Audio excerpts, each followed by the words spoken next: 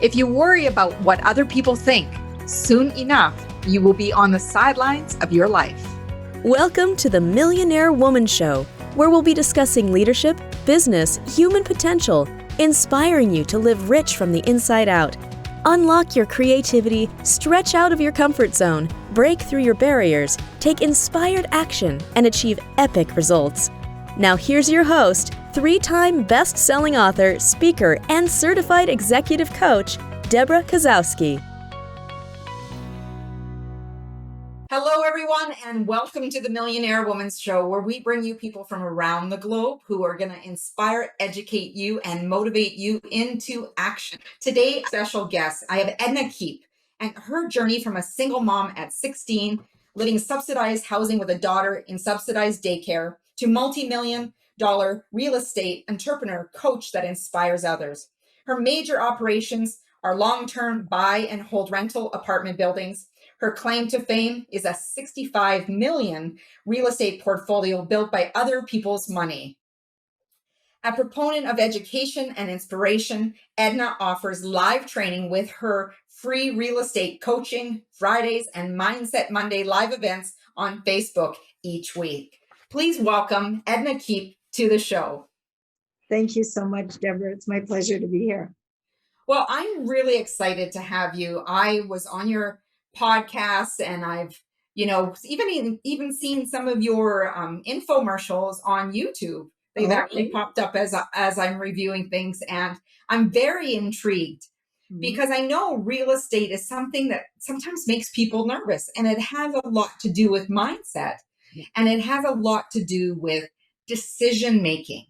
Absolutely. So from being a single mom at 16, how have you, looking back, to shift your mindset to your circumstance to where you are today?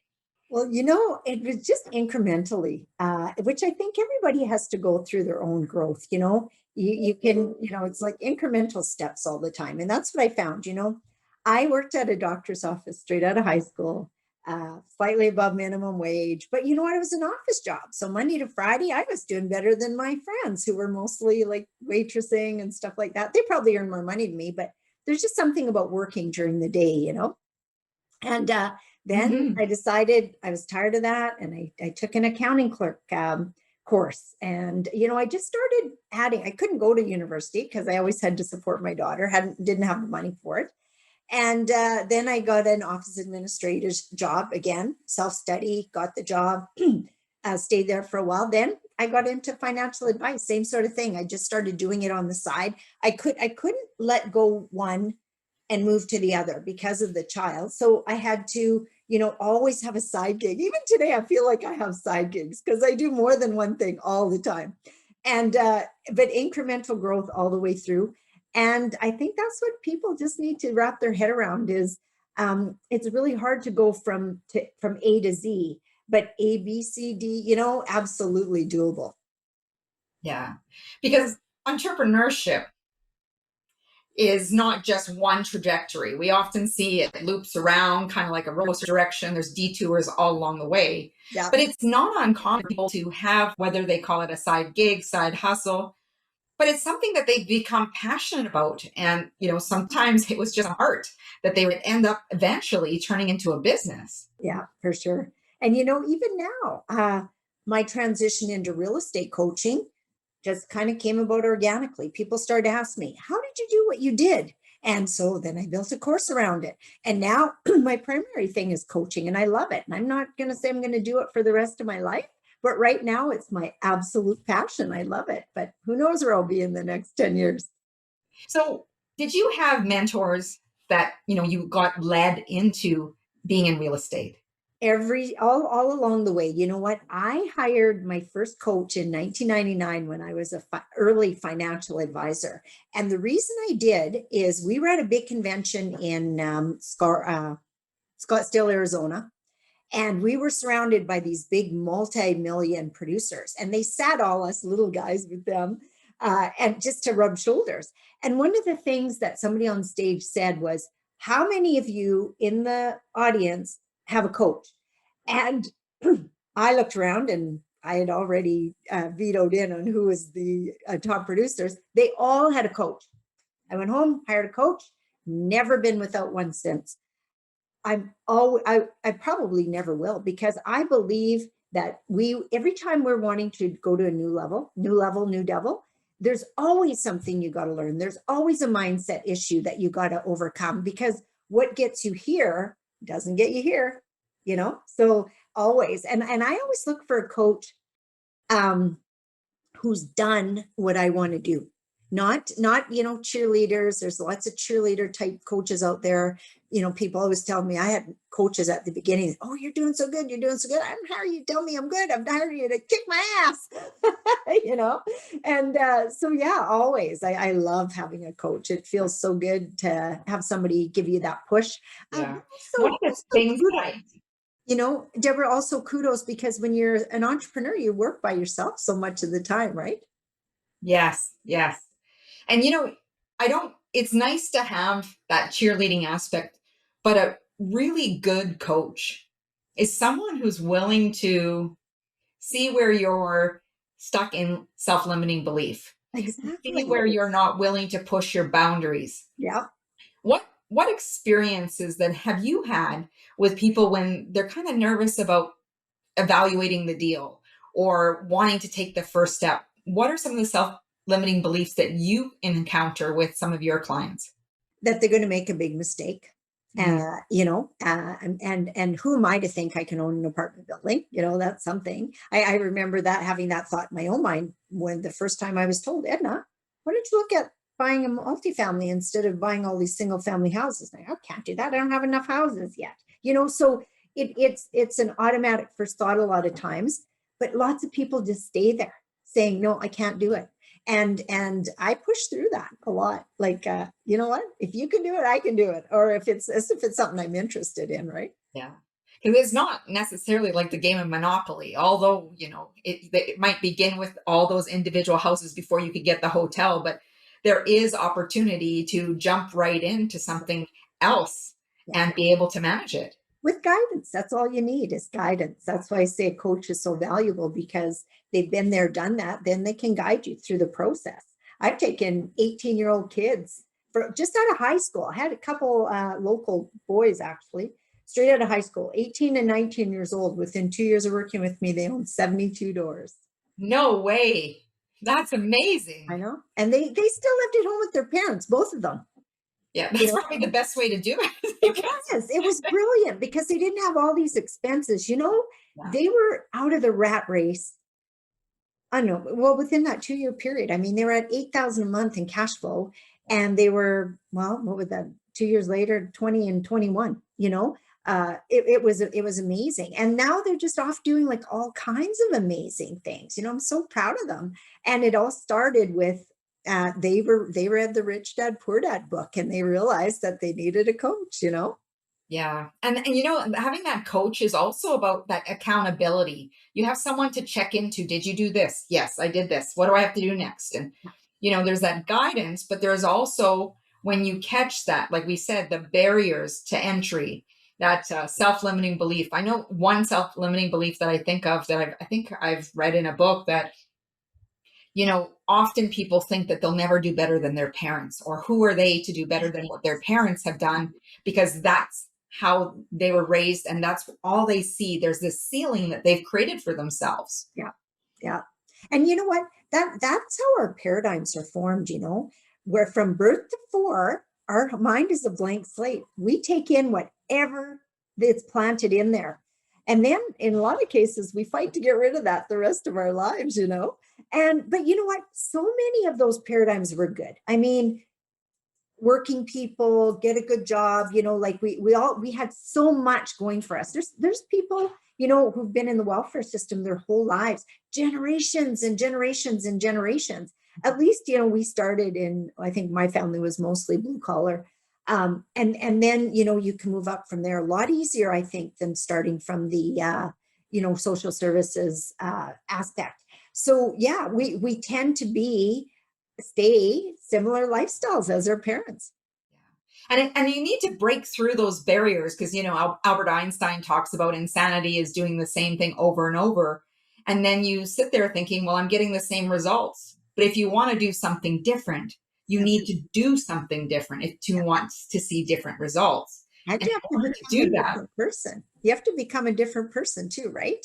Yeah. absolutely, absolutely. So I'm going to segue into the Rich Dad Poor Dad book. Sure. I was telling you before we got on here of my experience with Rich Dad Poor Dad. And, years ago, I even forget the year, it was probably 2010, 2014-ish, 2012.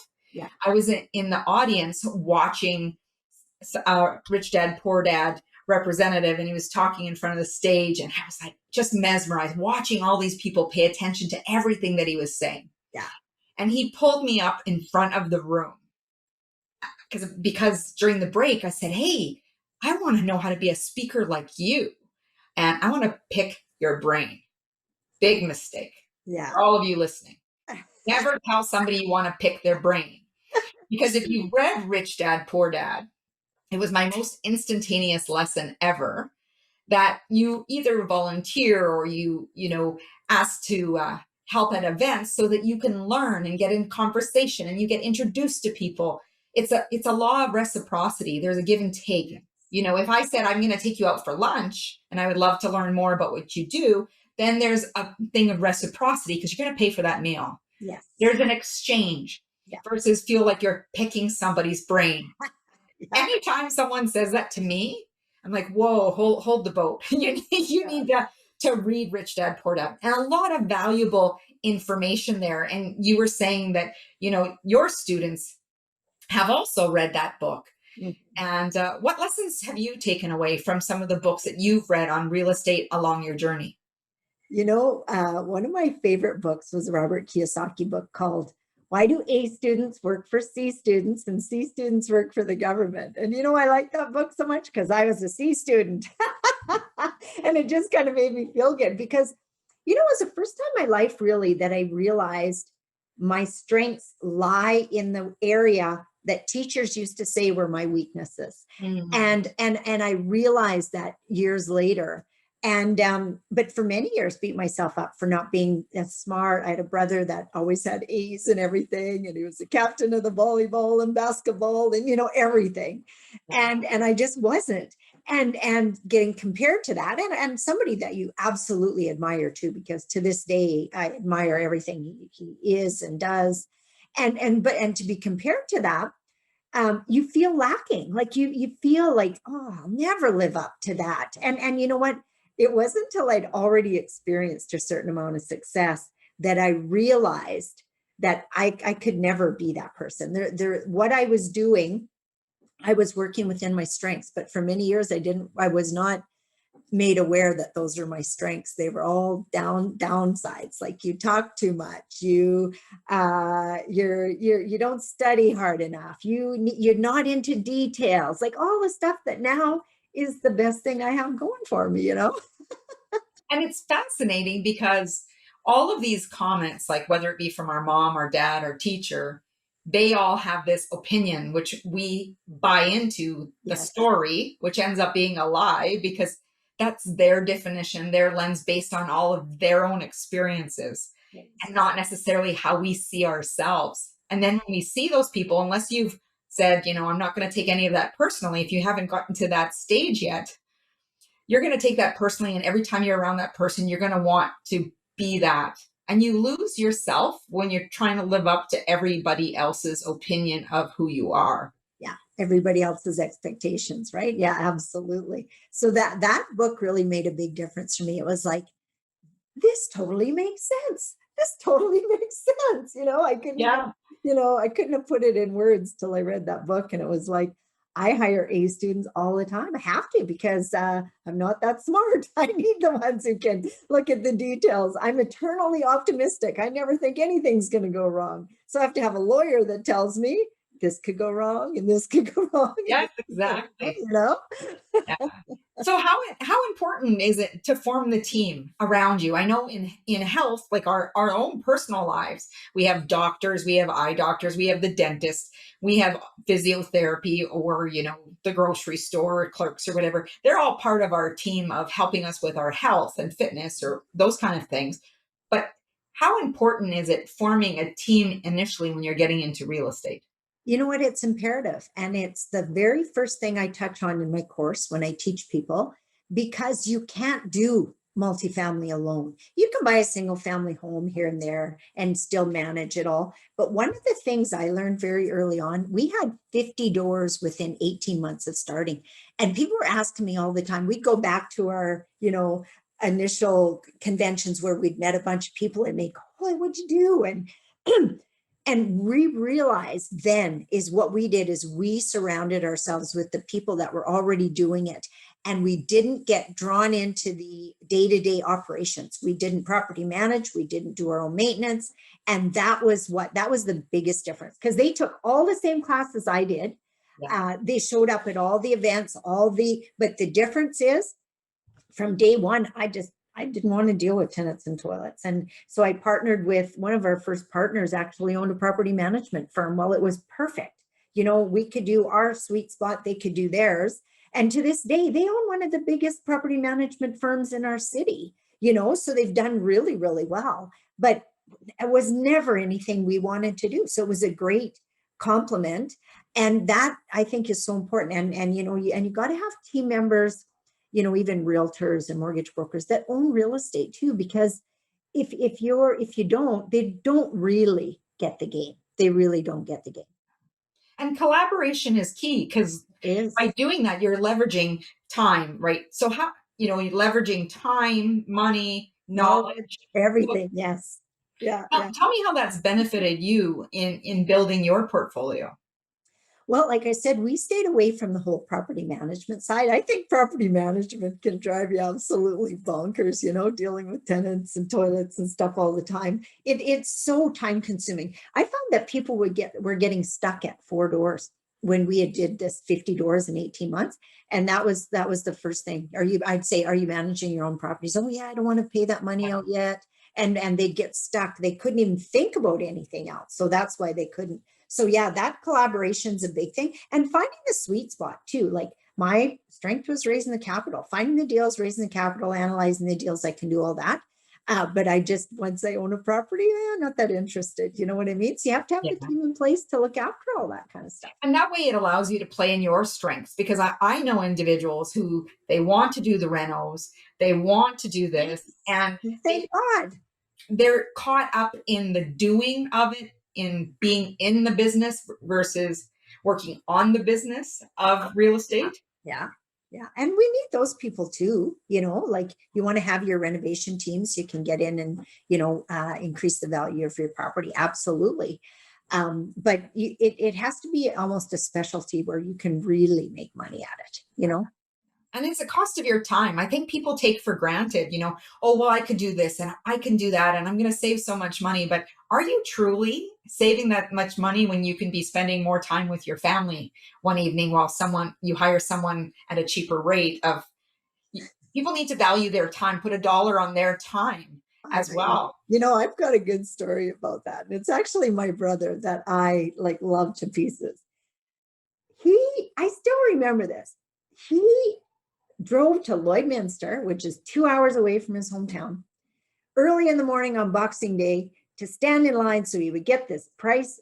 And it might have been more than that, but I remember he was buying this toilet that had $100 off. And I'm thinking, you drove 4 hours to get a toilet with $100 off, or maybe 2, or maybe 3. I don't know. But I just couldn't fathom that. And in my whole life, I could never fathom that, Deborah. Even when I earned $1,200 a month, I didn't go to this store and pick up something for $1 when I could buy it at the store I was already at for $1.25. It just didn't. I thought about that time, and a lot of people don't think about that at all.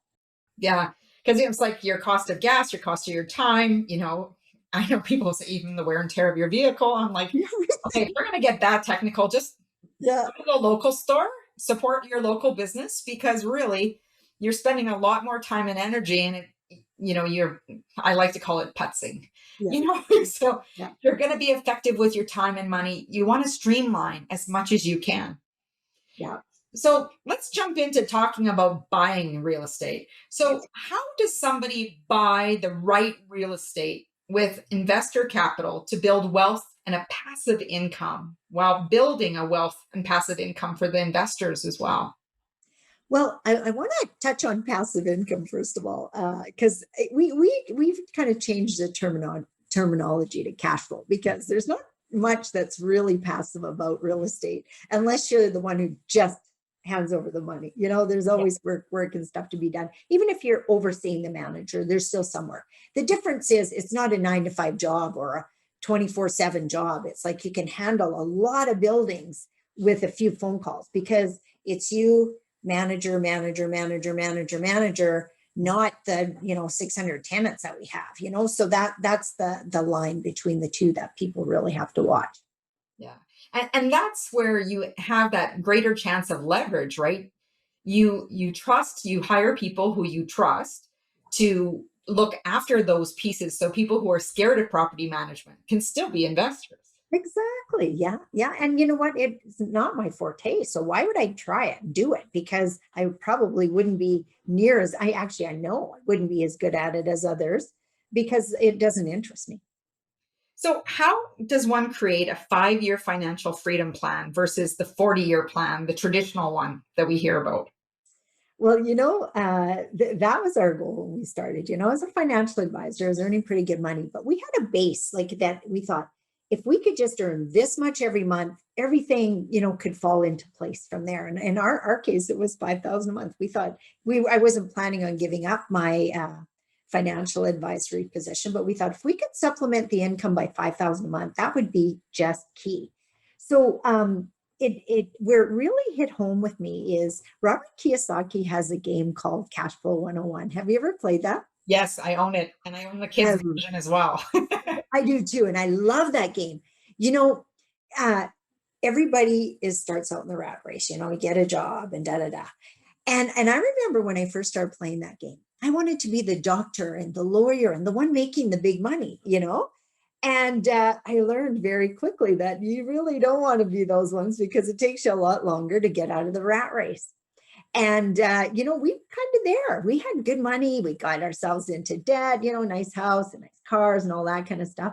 But, when you can get past those day-to-day expenses and flip that board over and you're out of the rat race, oh my gosh, that is when you're playing the game, it feels so good. In real life, it feels so good. Like you don't have to show up for, all the day-to-day stuff. You're not doing that little rat race thing and, doing this and that. But it starts by building the cash flow, getting that freed up money after all expenses and doing it again and again and again till you get those day-to-day expenses covered. Then from there, really, once you're and it's a mindset too, once you flip that board, it's like, oh, now it's 5,000 a month opportunities at a time, before it's like $100 a month and $100 a month. And now you flip it, it's like 5,000. And you know what? That's exactly what it's like in real life. And it's so much fun. It's just so much fun.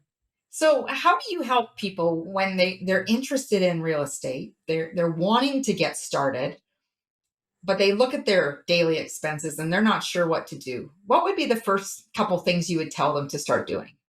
First of all, I'm not going to be the person that's going to say you got to learn to live within your means, because I don't believe in that one either. I believe that we should stretch our means as much as we possibly can. And I used to get told that when I was younger, when I was earning all of $1,200 a month. And you have to learn to live within your means. And I thought, you know what? If I'm going to learn anything, I want to learn how to be rich. I do not want to learn how to live within my means. So I'm not the proponent who's going to tell you to budget and watch your P's and Q's. Bullshit. Go earn some more money. There's so many more ways to earn money out there. And it's a lot faster than saving a nickel on a roll of toilet paper or whatever else. That I see those little budgeting things on YouTube sometimes, and I think, oh my God, that would drive me crazy to do that. Go earn some more money. And there's so many ways, even right away in real estate, Deborah, there's so many ways that you can earn money right off the get-go. If you find a deal and you have to you have to learn the strategy, first of all. So with us, our strategy is buying multifamily, using other people's money, from vendor financing to the traditional lenders to, CMHC insurance, and then your investors on top of it. And so you got to learn a strategy that's going to fit for you. And then you got to get smart about things, and you got to partner with the right people, and you got to learn to analyze those deals to, Yeah.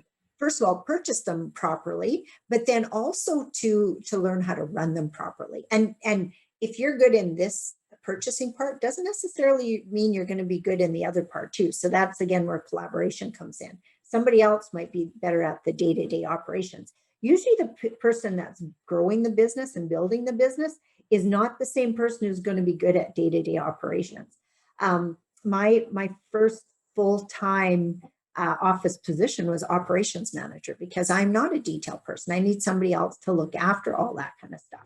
So to get to your 5-year plan, first thing, you got to determine your strengths and how you do things. Like, get to know yourself. That's so huge. And then you got to find a way to make that money work for you, because I've taken, like I said earlier, 18, 19-year-old guys from 0 to 8,000 a month in 2 years.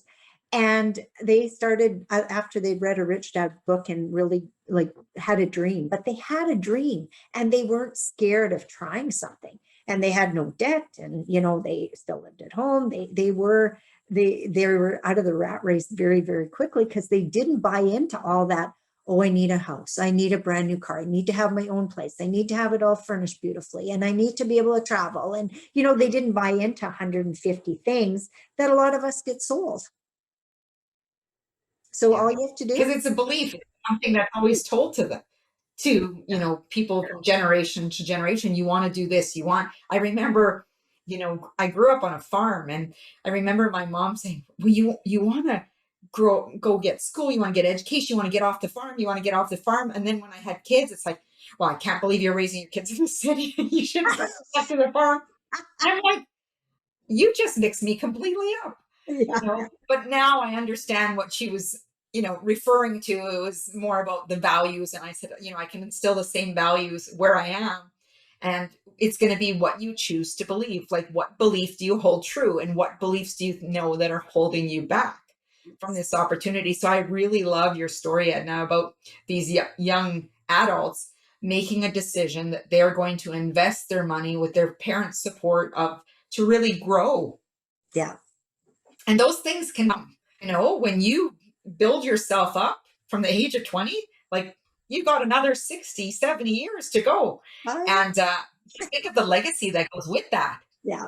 Yeah. And they're enjoying their lives. Like, they're traveling here. They started an Airbnb in, I don't know, Honduras or something, like all over the place. Like, they're doing stuff even that, because they never let it hold them back. They decided early on, and they just go for it. And they surround themselves, different mentors. I didn't teach anything about Airbnbs. They were off doing that with somebody else, So I also don't think that you're meant to have one mentor in your life. You're meant to have many. Every time you want to grow into something different, you need a new mentor. And we're always evolving. So one of the things that, when I'm listening to you telling me that they're doing the Airbnb thing. So years ago, because I grew up on a farm, when I left university, all I ever heard was doctor, lawyer, secretary, teacher, nurse. This is what you become. Yeah. When I got to university, I learned about engineers, computer sciences, all of these differentiated careers that I did not know about. Yeah. And then think about all the careers that formed after, as we evolve with technology, new ideas. We never had Airbnb. Yeah. Right? And what a simple, powerful concept.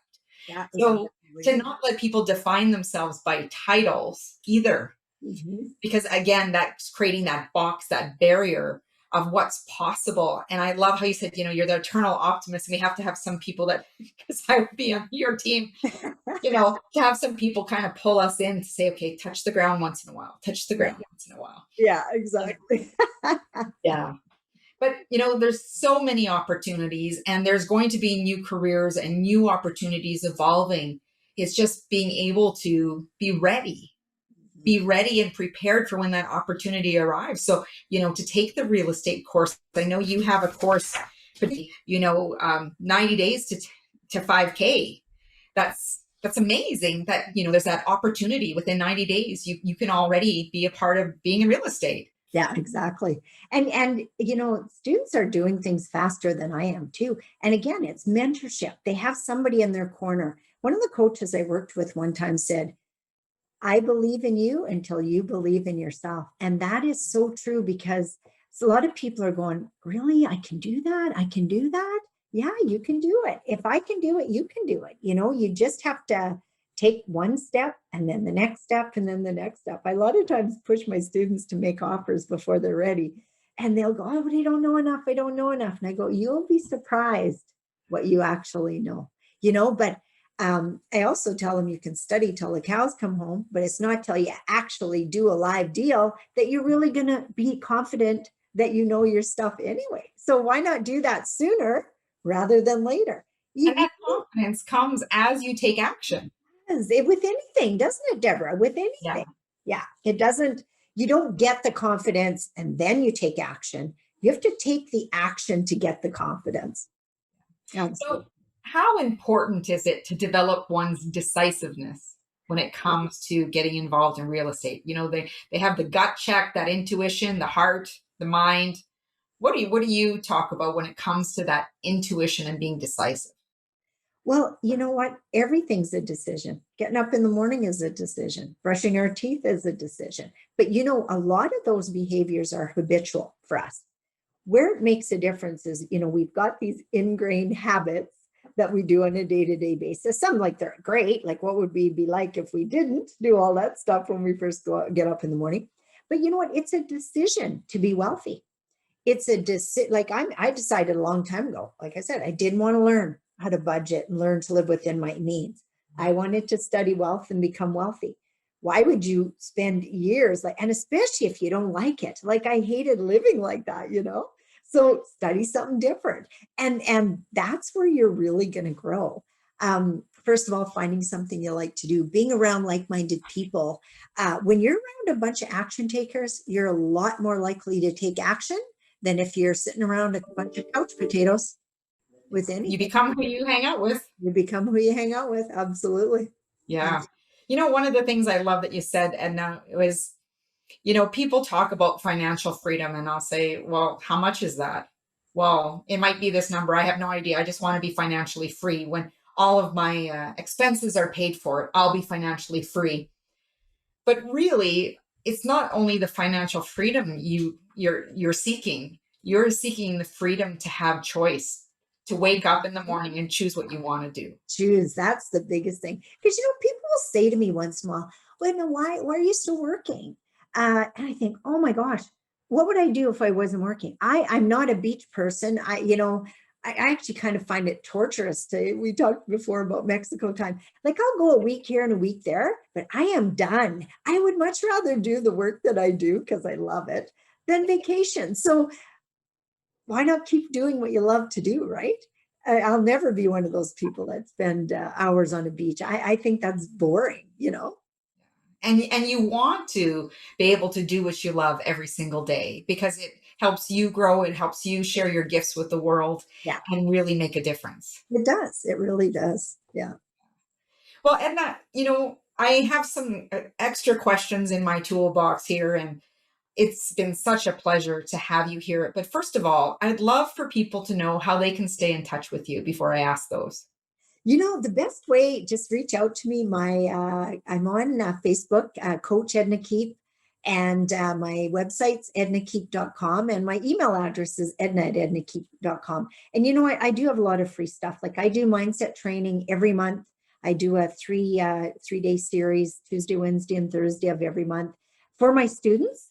But I invite other people as well, because it's a great way to get an introduction to me. And I think mindset's something everybody should work on, whether they're in real estate or whatever. Mindset is so huge. So I have lots of free stuff that a person can kind of get an idea and start growing. That's how we started, just learning, having the interest. And so that's a good way to get started. And then if they think it's something that they'd really like to get into real estate, I have a 45-minute video that I like people to watch. And if they want to explore it further, then I invite them to book a strategy call with me or one of my team members and see if it's a fit. That's awesome. I'm going to make sure that I have all those links in the show notes for all of you listening, whether you're driving in your car right now or you're working out at the gym. Please, I'm going to, take a snapshot wherever you are, so that we can see where you're at when you're listening to the Millionaire Woman Show. And I know the books that we read have a huge impact in our lives. Mhm. Is there a particular book that has really shifted your thinking of how, you talked about the one by Robert Kiyosaki, but is there any other books that have really shifted the way you think and how you practice and how you show up in the world? Think and Grow Rich is another one I've read several times and done, and I still do a lot of practices that I learned from that book, writing affirmations and setting my goals on a consistent basis. So those are big ones. The power of awareness, the power of the subconscious mind is something that I've studied recently because I'm really, really working at, going to a new level myself. And Joseph Campbell, right? yeah, Joseph Murphy, I think. Joseph Murphy, yes. Yeah, Yes, I yeah. have it actually at my bedside. Oh, do you? Oh, I love it. I bought that book for all my kids at Christmas time. And I said to them, this is your gift, but your real gift is when you finish reading it, you each get $100. But your real gift is if you can wrap your head around this at your age, Mm. a gazinga. And my 18-year-old was the first one who finished reading it. And she comes up to me after and she goes, Mom, she goes, remember when I was a kid and I was really into magic and I always wanted magic wands and all that kind of stuff. And I, oh yeah, she says, and one year we bought her this magic wand, had a real pretty little ball on the end. And she hits her dad with it and she goes, poof, you're a giraffe. It didn't work. She was so mad. She throws it on the ground. You take that back. You get me a new one. All right, that's no work. That doesn't work. Yeah. Anyway, she says to me, I know where the magic is, Mom. I go, where's the magic, Desiree? She goes, it's right here in your mind. I go, you right. And so I knew she didn't just read that book. She absorbed it because that's what people need to realize is the magic is here. And once you can wrap your head around that, the sky's the absolute limit. And then the journey, it gets a lot more fun too. Yeah. I'm going to have to read it again. I have it at my bedside. I've read it once and I'm partway through. I happened to be in New York and one of the publishers that I was visiting had it on the shelf. And I commented that I had just finished reading it not too long ago. And he goes, well, this is a special edition. Would you like it? And I'm like, oh, yes, absolutely. Yeah, exactly. So I need to continue to read it because I know that our subconscious mind has such a handle on us that we don't even realize sometimes. We get caught up in those patterns of behavior learned from very, very young, learning to recognize them and to really bring that magic forth in choosing the story we want to write. What does it mean to you to live rich from the inside out? Oh, you know what? Just being happy. It's just very pleasant experience to wake up. You're happy with yourself. You're happy in your own skin, and knowing that you're making a difference in the world. But it starts with you. You can't put out what is not within. So that's what it means to me. You cut out, if you could just say that last statement again, you can't put out. You can't put out what you don't have within. Exactly. I know people that, they're like, well, I'm not happy. Well, that happiness has to come from within. And people think it's so external to them, but really, truly, it comes from within. Yeah. That if you want to have more of joy, love, anything, you need to generate it and start showing up. How would someone who's happy behave? Start acting as if, and I like to say act as is, that it's already happening, not when it happens, right? Very true. Yeah. Yeah, absolutely. So what couple of words of, to share with us some final advice before we close off the show? Oh, geez, that's always a good one, right? You know what? Two things. One, the very best thing you can do for yourself is get to know yourself. Because it's not till you can get to know yourself, your strengths and your weaknesses, that you can even really start to build your own power team. And the other one is get a coach. Like I said, I've had one since 1999. I've never been, other than maybe looking between leaving one and getting a new one. And it's been my biggest catalyst for growth because they see something in you that at the beginning you can't always see. They see your strengths and can help you through some of your weaknesses as well. So get a coach. And let them push your boundaries a little bit, because Yes, absolutely. sometimes the coaches that I've had, they have challenged me to where I was over analyzing, to where I'm very good with accountability and following through on things, but they've also put challenges out there of things that I didn't think were possible for me. So having a coach is extremely important if you want to grow to the level that you foresee yourself. But what the great thing is, when you work with a coach, you often go to a totally higher level than what you thought was possible for you. Yeah. Yeah, absolutely. Yeah. Thank you so much for joining us on the show, Edna. Again, I'm going to have the show link and everything here for you with all of Edna's contact information to, message Edna, message myself. Let us know how this show has impacted you. Don't forget to subscribe, rate, review, take a picture, put it on social media. We will share you in the stories and let everybody know what you're up to. So thank you again, Edna, for joining us on the show. And for all of you listening. Oh, it was so awesome. So awesome. And I'm sure we'll have to have you back as well. For sure. Yeah. I would love for you all to go over to my website as well at www.debrakasowski.com, where you can get your free 3-part video course called Making Habits Stick. Build some of that focus and consistency in those goals and dreams of yours, whether they be in real estate or any area of your life, so that you can knock those goals out of the park. Now, if you're interested in coaching with mindset, or, whether it be life, leadership, or business, I am who you can connect with. I have a discovery session where we can see if we're the right fit and see what some of those goals are. Now, real estate is not my secret sauce. So someone like Edna will definitely be that person that you need to go to. So as Muhammad Gandhi said, be the change you wish to see in the world. On behalf of Edna and myself, go out and have a fabulous day. Perfect. Thank you so much, Debra.